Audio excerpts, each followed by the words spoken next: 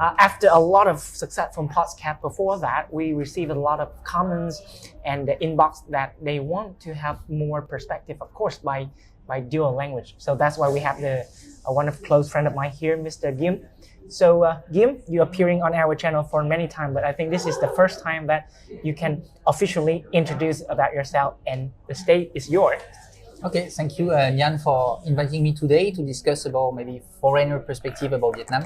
I've been living in Vietnam for roughly 6 years. 6 years. Yeah, Okay. and I'm doing a few businesses that involve setting up a company for foreigners, helping foreigners in the real estate field, as well as doing sourcing for foreign buyers. So basically helping foreigners to find factories in Vietnam. So for some people that they might saw Guillaume on our channel because Guillaume is also a YouTuber, right? You have the Move to Asia YouTube channel, and we do the crossover together to review the property in Vietnam.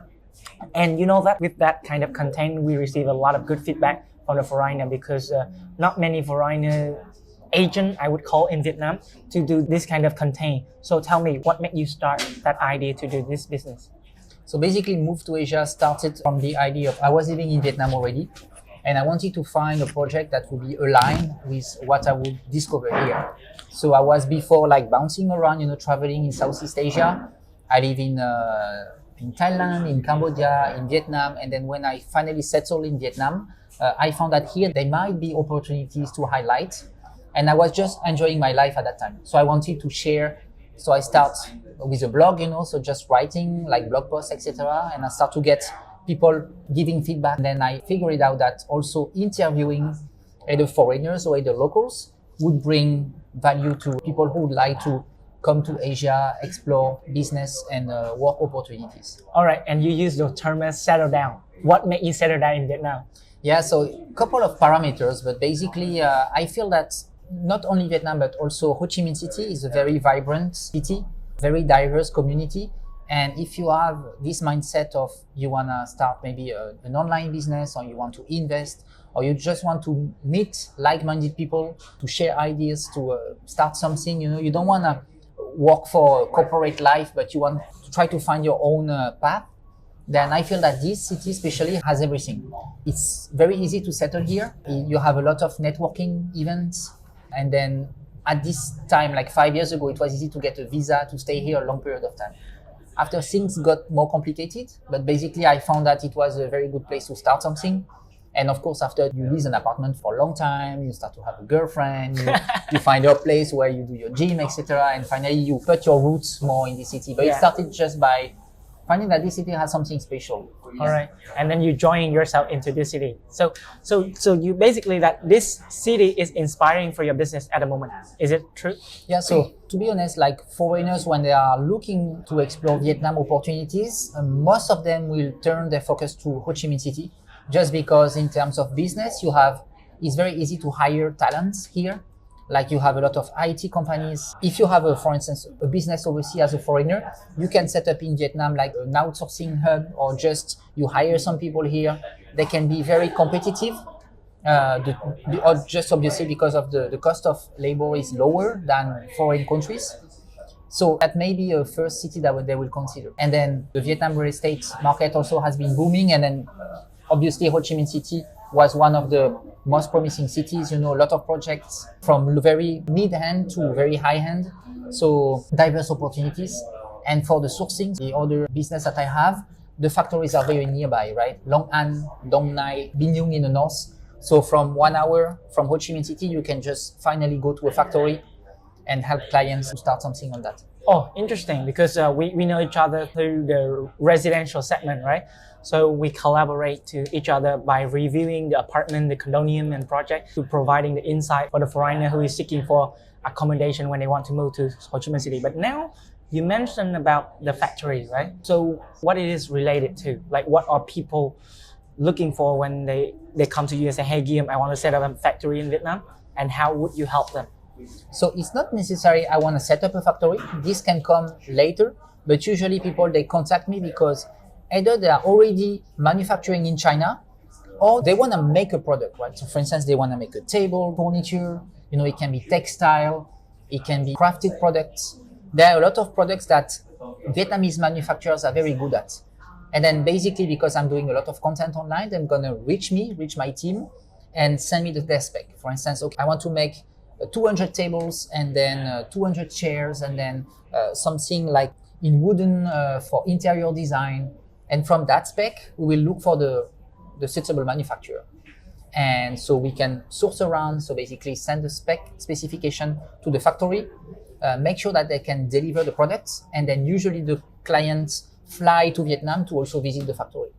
Then after that, we basically help them to, in the terms, condition, negotiation with the factory, we basically help them to make it more easy to find and to manufacture their products in Vietnam. So instead of they have to set up the purchasing department in Vietnam, right? Yeah. So they contact you, and then you will be on behalf of them looking for the supplier and work with that supplier and then arrange everything to make sure that they can have the right product that they're expecting. Yeah. So that's interesting.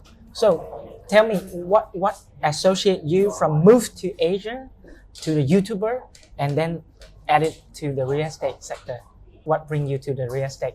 Real estate, I think, came from because I'm also an investor myself. So I bought properties overseas and then in Vietnam. So I found that there may be some interest from other foreigners who would like to do that.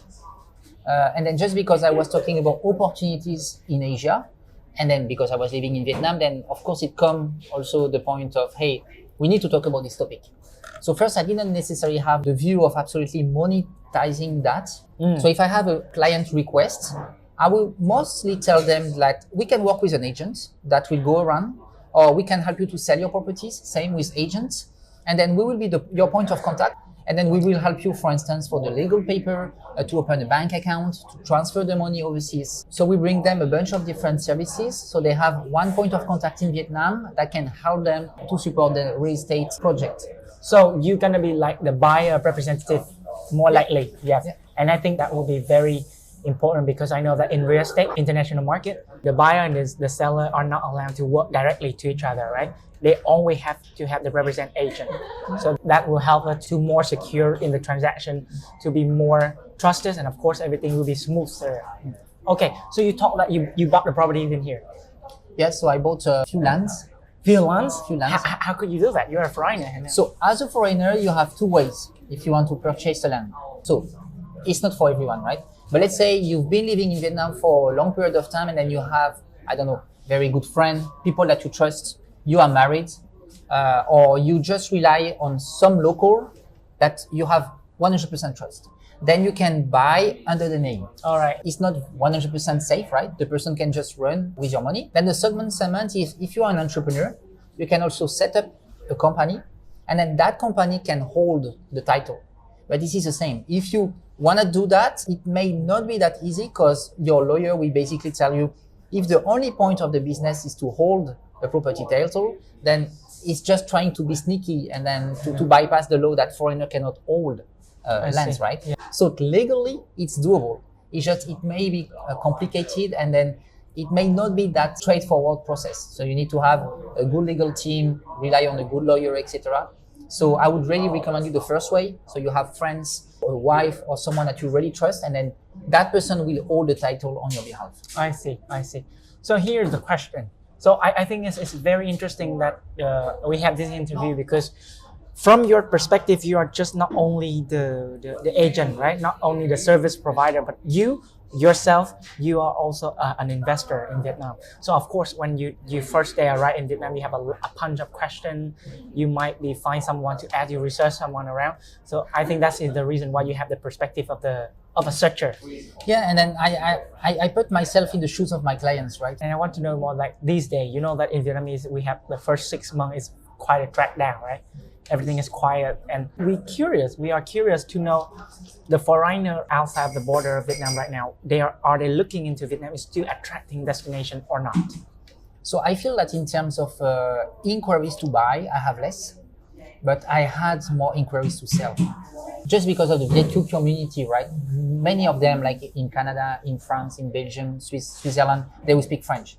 So they may turn and then look for a French-speaking agent in Vietnam, and some of them find me. So I help a couple of clients to sell their properties in Vietnam, you know. And then I feel that for the last year and a half, I have more inquiries to sell. Oh, we got an inheritance. We got a property, we had some lands in Bảo Lộc and we want to sell them, We got more this kind of inquiries rather than I want to buy in Vietnam just because it's dynamic, I understand.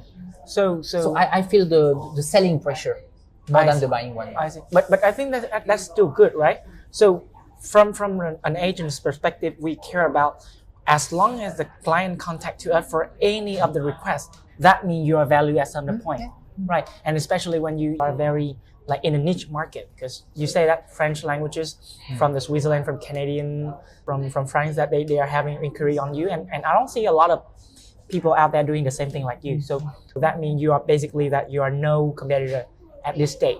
And how would your business generate the revenue through all of your activity? How would it come from? So I would say 80% is a service.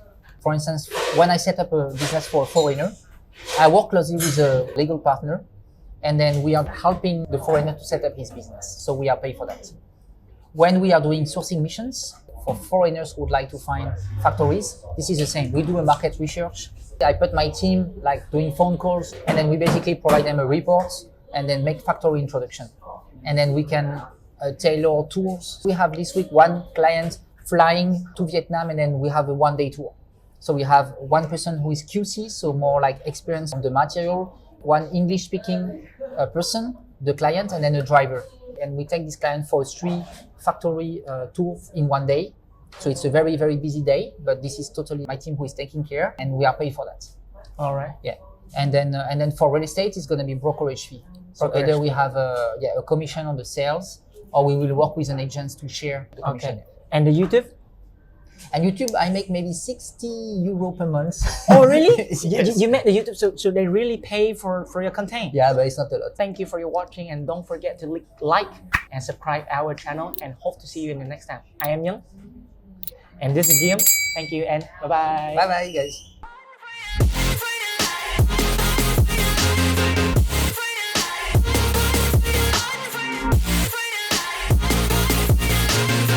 Down and I'ma get it right, dead on sight like